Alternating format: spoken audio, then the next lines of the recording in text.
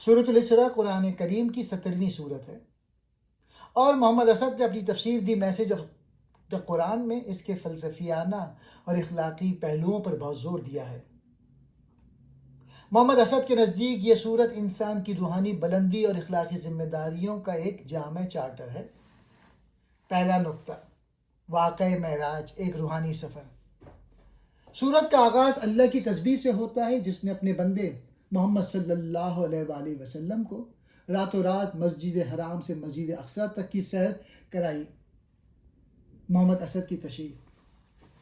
اسد اس سفر کو صرف جسمانی حرکت کے طور پہ نہیں بلکہ ایک عظیم روحانی تجربہ قرار دیتے ہیں۔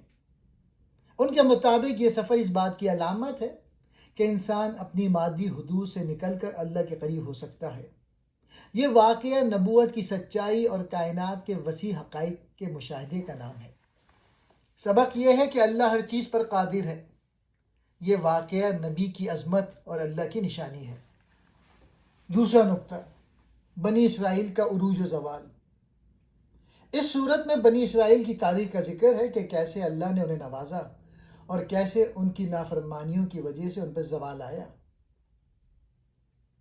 اسد یہاں ایک عالمگیر قانون یعنی یونیورسل لا بیان کرتے ہیں۔ قوموں کی بقا ان کے اخلاق پر منحصر ہے۔ جب کوئی قوم اللہ کے احکامات سے منہ موڑتی ہے اور زمین پر فساد پھیلاتی ہے تو اسے مادی طاقت بھی نہیں بچا سکتی۔ یہ سبق صرف بنی اسرائیل کے لیے نہیں بلکہ امت مسلمہ کے لیے بھی ایک تنبیہ ہے۔ تیسرا نقطہ، اسلامی معاشرے کے اخلاقی اصول۔ اس صورت کی آیت 23 سے 39 تک محمد اسد کے نزدیک وہ بنیادی ستون ہیں جن پر ایک مثالی انسانی معاشرہ قائم ہوتا ہے۔ ان میں شامل ہیں والدین کے ساتھ حسن سلوک، اف تک نہ کہنا اور ان کے لیے نرمی کا پہلو اختیار کرنا، فضول خرچی سے گریز۔ فضول خرچی کرنے والوں کو شیطان کے بھائی قرار دیا گیا ہے۔ اسد کہتے ہیں کہ وسائل کا غلط استعمال معاشی توازن بگاڑ دیتا ہے۔ قتل اور زنا کی ممانعت، انسانی جان کی حرمت اور معاشرتی پاکیزگی پر زور، ناپ تول میں کمی نہ کرنا۔ یہ تجارتی دیانتداری اور انصاف کی علامت ہے۔ تحقیق کے بغیر بات نہ کرنا، جس چیز کا تمہیں علم نہ ہو اس کے پیچھے نہ پڑو۔ اسد کے مطابق یہ آیت سائنسی سوچ اور ذہنی دیانت کی بنیاد ہے۔ چوتھا نقطہ، انسانی خود مختاری اور اعمال کا بدلہ۔ آیت 13 میں ذکر ہے کہ ہم نے ہر انسان کا نامہ اعمال اس کے گلے میں لٹکا دیا ہے۔ اسد یہاں انفرادی ذمہ داری کا تصور پیش کرتے ہیں۔ وہ کہتے ہیں کہ انسان اپنے فیصلوں میں آزاد ہے اور اس کے اعمال کے نتائج خواہ اچھے ہوں یا برے اس کی اپنی شخصیت سے جڑے ہوئے ہیں۔ کوئی دوسرا آپ کا بوجھ نہیں اٹھائے گا۔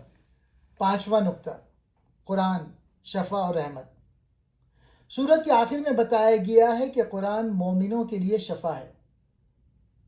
محمد اسد کے مطابق یہ شفا صرف جسمانی نہیں بلکہ ذہنی اور روحانی شفا ہے۔ قرآن انسان کو شک، خوف اور مادی الجھنوں سے نکال کر یقین اور اطمینان کی طرف لے جاتا ہے۔ محمد اسد کے مطابق سورۃ الاسراء کا لب لباب۔ یہ سورت انسان کو یہ باور کراتی ہے کہ وہ کائنات میں محض ایک مادی وجود نہیں ہے بلکہ اس کی زندگی کا ایک بلند ترین روحانی مقصد ہے۔ اس مقصد کے حصول کے لیے اسے اپنے اخلاق، اپنی سوچ اور اپنے اعمال کو درست کرنا ہوگا۔